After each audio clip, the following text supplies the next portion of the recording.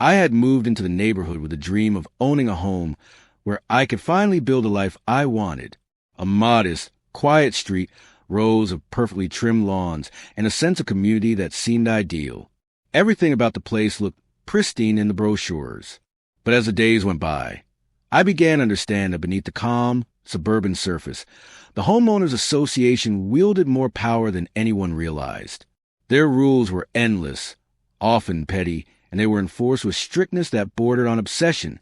It started when I first brought up the idea of enjoying the waterfront access my backyard provided. The lake behind my house was small but navigable, perfect for a boat or two. The thought of lazy weekend mornings on the water, or even simple evenings with a small sailboat bobbing gently at my dock, seemed like a dream I could finally live. I submitted a simple inquiry to the HOA, asking if having a small boat would be acceptable. Their response was swift, firm, and unambiguous. No boats were allowed. Not kayaks, not sailboats, not even small dinghies. The wording in their email suggested not only that boats were prohibited, but that any attempt to circumvent the rule would be met with fines, citations, or worse. It was one of those moments where the absurdity hits. Here I was, living on a waterfront property, yet forbidden from using the lake in the most obvious way imaginable. The HOA seemed to exist not to protect property values, as they claimed, but to enforce conformity. Each house had to look exactly the same. Lawns had to be manicured to a uniform height. Fences approved in color and design, mailboxes strictly regulated. The rules extended into minutiae that no one would normally care about. The angle of garden gnome, the type of flowers, even the placement of rocks along driveways. I began attending HOA meetings, curious to understand the mindset behind these edicts. They were formal affairs, heavy with legalistic language and procedural adherence. The board members spoke in rehearsed tones, citing bylaws, covenants, and restrictions as though they were religious texts. When the topic of boats came up, their argument was that even small watercraft could disturb the aesthetic harmony of a neighborhood, that a kayak or pontoon could somehow erode property values or invite chaos. It seemed almost comical, yet it was deadly serious. Their eyes would narrow, their lips purse in disapproval, and any challenge to their authority was met with a collective glare that made the room feel suffocating. That week, I walked along my backyard, staring at the placid lake shimmering in the late afternoon sun.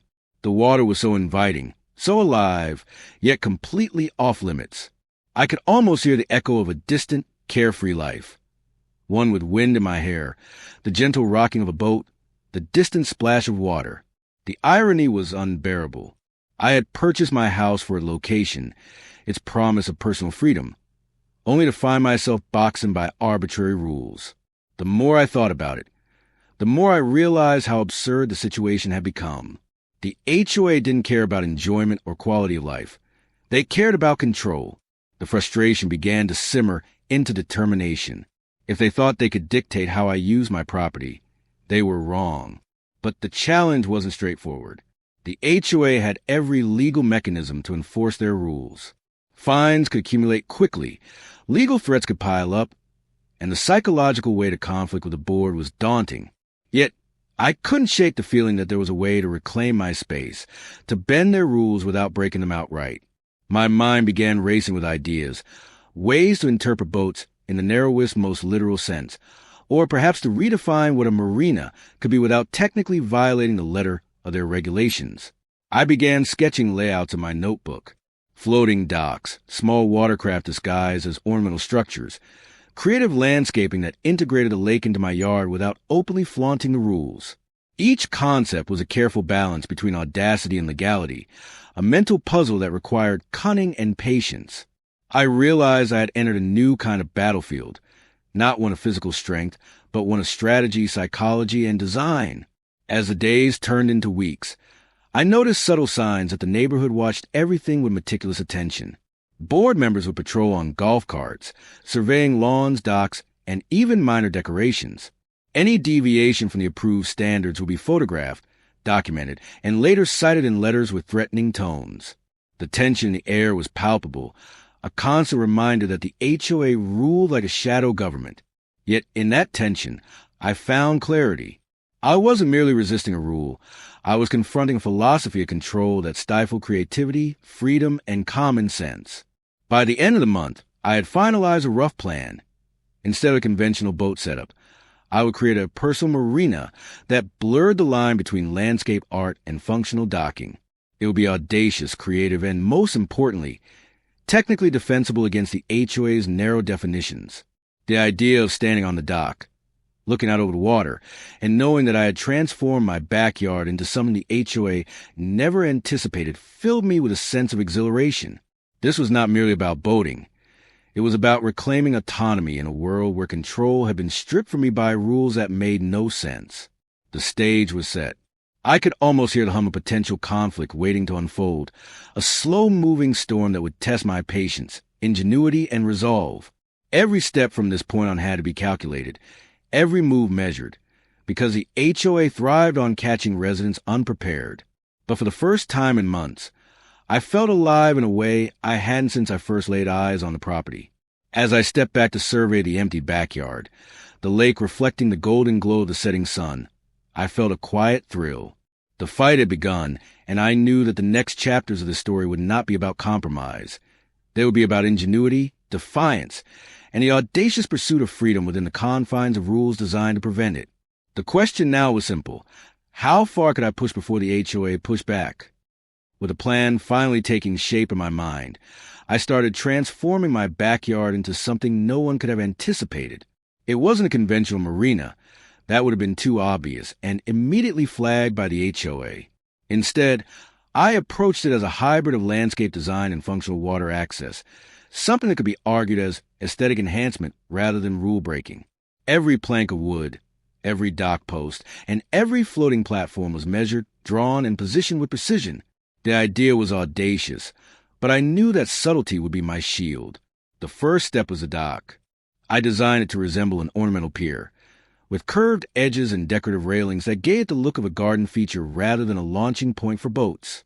From a distance, it could be mistaken for a fancy water installation, something that added charm to the lake rather than disrupted the HOA's vision.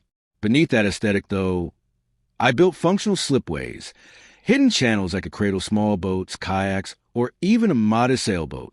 It was a delicate balance of form and function, and every piece of wood was cut, sanded, and painted with the intended deception under legality.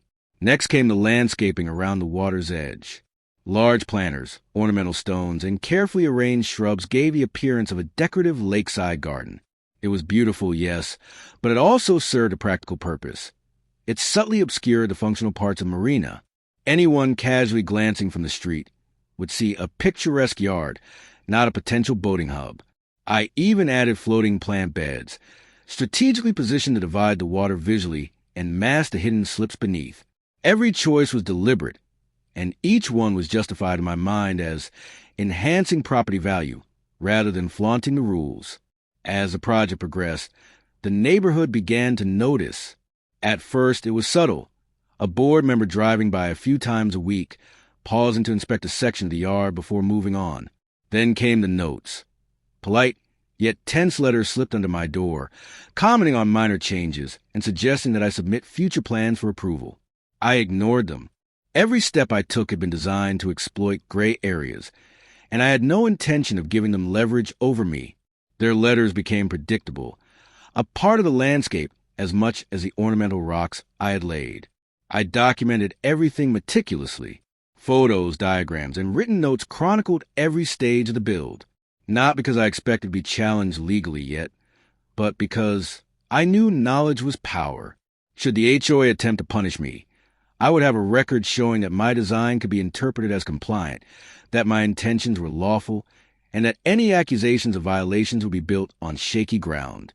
It was not enough to be clever. I had to be prepared for battle. The floating elements of Marina were the most delicate to execute. They had to remain stable, visually harmonious, and fully capable of supporting watercraft without betraying their purpose. I experimented with modular platforms that could be rearranged at a moment's notice, depending on scrutiny from the board. Even the boats themselves were subtle. A small kayak here, a decorative rowboat there, painted in muted colors to blend with the scenery. They were tools of freedom disguised as artistic props, Hidden in plain sight, neighbors began to talk. Some admired the creativity, marveling at how my yard transformed a mundane backyard into something resembling a boutique resort. Others whispered their disapproval, clearly aligned with the HOA's rigid mindset. Gossip traveled fast in the neighborhood. I could feel their eyes on me, judging every action, every placement of stone, every adjustment of a dock post. Yet their scrutiny fueled my resolve. Every nod of approval and every raised eyebrow became motivation to refine the design further, to push the boundaries of what the HOA thought they could control. Despite the risk, I took joy in the project. Early mornings were spent measuring, sawing, and arranging, while evenings offered quiet reflection on the progress made. The lake reflected my efforts, shimmering under the sunrise and sunset alike. I had turned the space into something personal and private, yet open enough to appear harmless from the street. My backyard was no longer just a patch of grass. It was a statement, a subtle rebellion cloaked in charm and beauty. But tension was building. The HOA began to escalate their presence. Notices became more frequent, some citing minor aesthetic inconsistencies, others hinting at more serious violations, though never directly mentioning boats. Their language was careful, their threats veiled, yet unmistakable in intent. They were trying to provoke me, to catch me misstepping. I knew that any visible mistake could give them leverage, so each step forward required double-checking, triple-checking, and planning with surgical precision. I began to notice a pattern in their behavior. Board members who once passed by casually now lingered, cameras in hand, scrutinizing angles, measuring distances, and making notes in small black notebooks. It was almost comical. Their obsession with control seemed to grow by the day. Yet in that obsession, I saw opportunity. Their focus on form over function meant I could exploit their blind spots. If I could disguise a marina as art, as an extension of the garden, and use the gray areas in their own rules, I could proceed without immediate confrontation. By the end of the second month, the marina was nearly complete. The ornamental dock curved gracefully into the lake. Hidden slipways discreetly held boats, and floating gardens added beauty, while masking functionality. From the street, it was impossible to tell that anyone could launch a watercraft without violating HOA rules. From my perspective, though, it was a victory. I had reclaimed my freedom without breaking their edicts, creating a backyard that was both a retreat and a challenge to their authority. Yet the story was far from over. The HOA had noticed, and I could feel their anticipation of confrontation. The next chapter would not be about construction. It would be about confrontation, subtle provocations, and psychological warfare as they tried to assert control over space they never imagined could exist in their rigid framework. The calm waters of the lake now reflected more than my design. They reflected the brewing storm of resistance that was about to unfold.